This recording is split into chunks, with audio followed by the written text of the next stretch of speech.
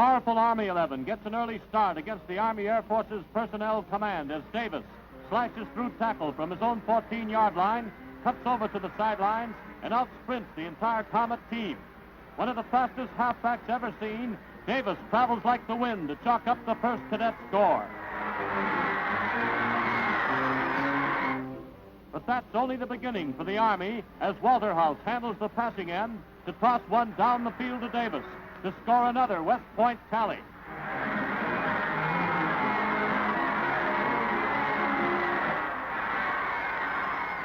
The Comets never threaten Army and have to kick out of danger time and again.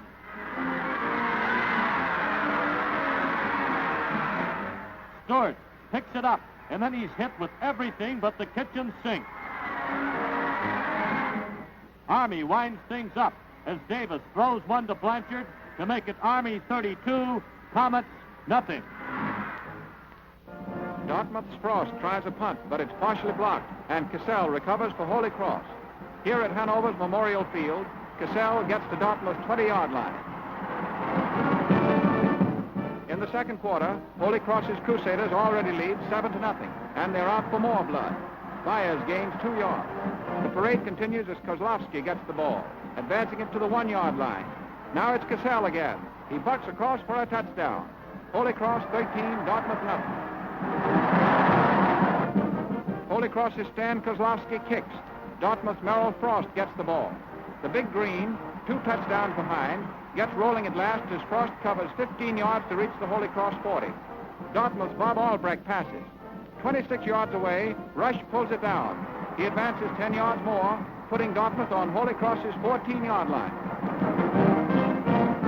A Statue of Liberty play nets 5 yards more against the baffled Crusaders, as here at Dartmouth home field, 10,000 fans go wild. In this, the first game of the season for both teams, Dartmouth has come alive. Rush gets to the 5-yard line. Frost passes to Gould for a touchdown, but Dartmouth can't catch up. Holy Cross wins 13-6. At Annapolis, Maryland, it's anchors all the way as the midshipmen whitewash Villanova. Scott of Navy skirts his right end, then calmly crosses the field, and then just as calmly crosses the goal line. It's Navy's ball again, it's Scott again, and of course, it's a touchdown again.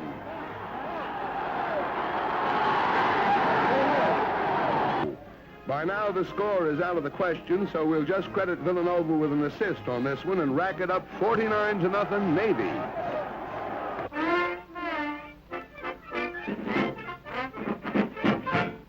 Coast Guardsman John Bright says that while he was in the South Pacific, he heard of a film showing Hitler during the Lambeth Walk, and he'd like to know if he could see it.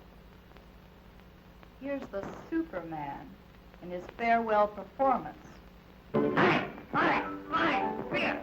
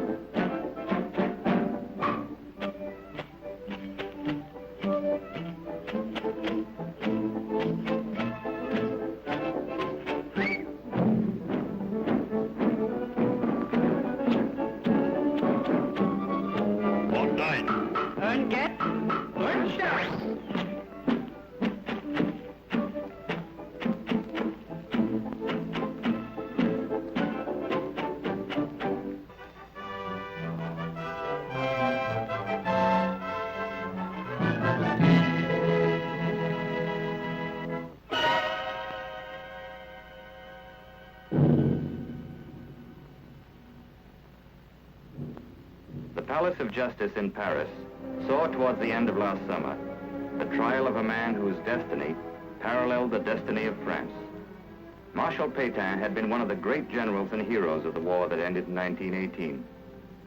The people who crowded the Palace of Justice for his trial had once held him in their highest esteem as a soldier and a patriot. The marshal was tried for his life on a charge of intelligence with the enemy. The surroundings of a French court are different from those of a court in the United States, but the purposes and the ends of the court are the same. Newspaper men watching the arrivals at the palace saw 3 judges and 24 jurors. 12 of the jurors were former members of Parliament, and the trial itself had been preceded by a long examination of the prisoner. For the view from his rooms in Vichy, where he had ruled France for 2 years, the marshal exchanged a barred window and the view of a deep courtyard. The greatest French legal talent waited to examine the prisoner. Newspaper men representing readers from all over the world filled the press benches, and all the premiers who had ruled France in the dark years before the war had been called to testify.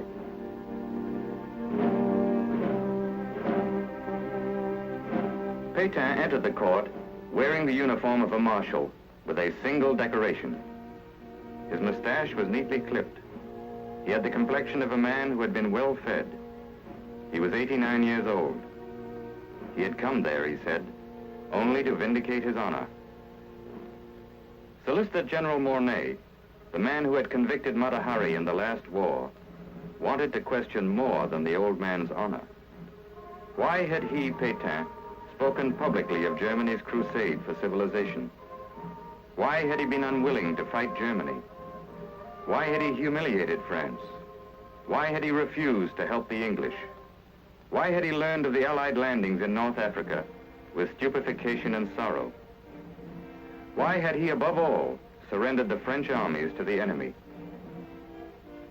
Attorney for the defense, Issorny, said that the marshal would make no plea for mercy, a noble sentiment that was met coldly by witnesses of a younger generation who had seen the marshal's code of honor in terms of crematoriums, torture instruments, hunger, and disgrace.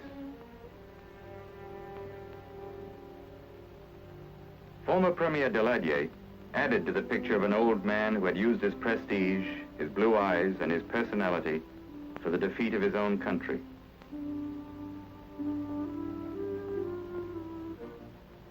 Former Premier Reynaud said that the greatest mistake of his life had been his faith in Pétain. He said that he despised the marshal.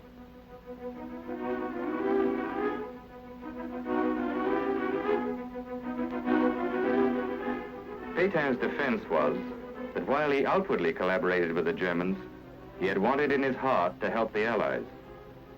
His remarks were hissed, and feeling rang so high that several advocates had to be evicted from the courtroom. The despicable Laval, who had been extradited from Spain, testified in the marshal's defense.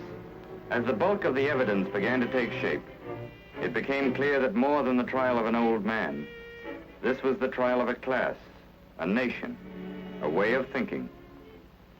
It was a way of thinking, as former Premier Léon Blum said, that had led France into a nightmare of fear.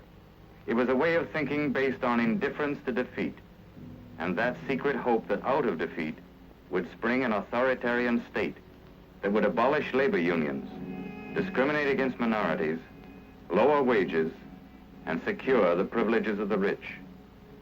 It was a way of thinking that surrendered the nation of France to the enemy and left the country a physical and spiritual ruin.